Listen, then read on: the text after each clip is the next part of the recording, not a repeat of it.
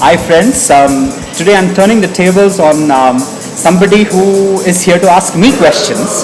So I got Francis here, who is actually who writes stories that get published in the Le Monde, which is the leading daily in France. Right? He lives in Paris. He's in India right now. He's on a global tour across 35 cities, right, Francis? Where he's sort of uncovering energy, activities, entrepreneurial energy, and those kinds of things across the world. So, Francis, why don't you talk about this fascinating project that you have on and what you're doing with it? So I was covering information technology in Silicon Valley or in San Francisco Bay Area for 15 years. I went back to France and I realized that things were happening outside of Silicon Valley, and I decided to go and check by myself.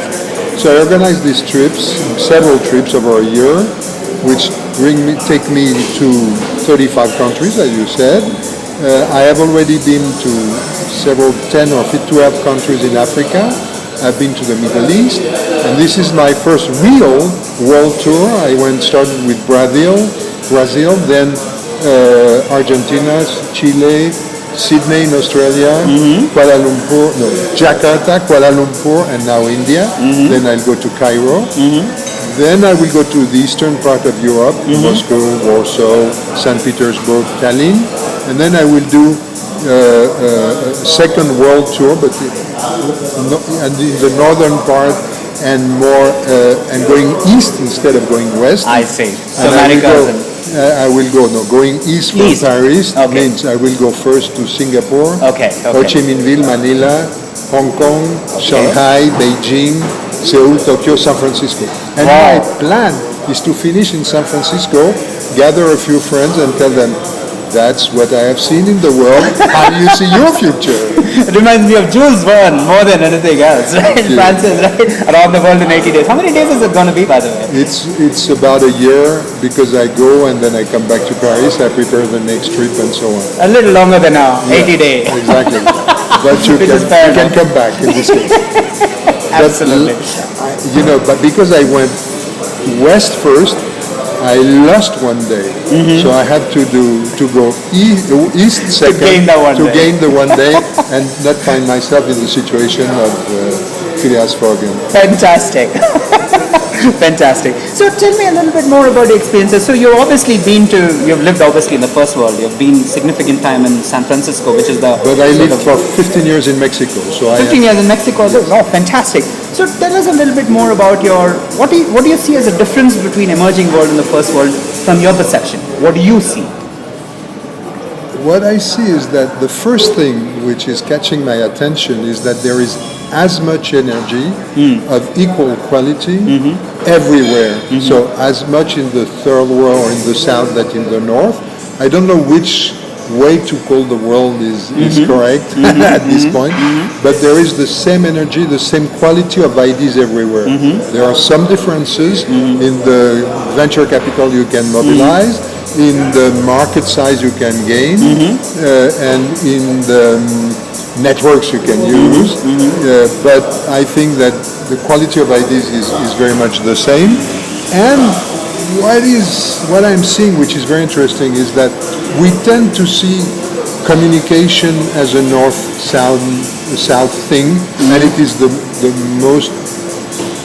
highest number of communication. But there is an opening. The internet allows us to have what I call, and I don't know if it is right, horizontal communication, parallel to the equator or something like that. And so you can have communication between India and Africa, Africa and Latin America, Latin America and Indonesia or whatever. And this opens a completely new world because it connects creativity, engineers, designers, geeks, activists, entrepreneurs. And so from this connection of a new kind, I think you will see emerge many interesting new ventures, companies, NGOs, whatever. Fantastic world to look forward to, eh? Absolutely. Brilliant. Obviously, this is the last question really, but what you have done is very different from what would be traditional, right? So what is it that drives you? What motivates you? What are you about? I told you when we started, I was for the first time in India in 1966. Oh, wow. Okay. And it was the hippie and beatnik generation. I must confess, I was not even born then. Yeah. So I knew India before you did. So Absolutely. I'm about to be 70 years old. You kept your age very well, my friend. And so then I was part of the 68 generation in Paris. And so the idea was I was interested in changing the world. I thought it was through politics for a while. And then I realized in 92 that technology could be a very important thing.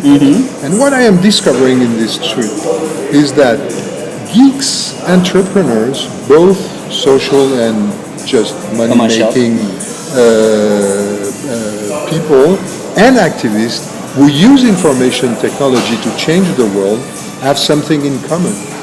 And I call them the Archimedes kids, because they say, give me information technology and I will change the world. And that's what motivates me. And I remember interviewing Jerry Yang in Yahoo in his first office. Wow. It was yet the place where he was sleeping at night while he was coding in the day. And he told me, I want to change the world and become a millionaire, he said. I don't pretend to become a millionaire, it would be helpful, but I don't pretend. But I am interested in finding the people who are wanting to change what they don't like or what they suffer from in the world. Very cool, very cool. And this begets another question which is really interesting for me. Tell me about the most interesting experience you've had so far. I have been, let me just be a little bit more abstract for 1 minute. I think that because a lot of coverage on information technology is business oriented, people are looking for what I call mass. Big countries like India, China, and so on. But I am discovering that there is another very significant way of looking at that, which is energy, a word, a term you use. So big countries that I have visited so far, Brazil, India. Then I'll go to China, Russia, and other places. Energy, that's where it is interesting. Kenya is a very fascinating place. Beirut is a very fascinating place. Lebanon, very small place.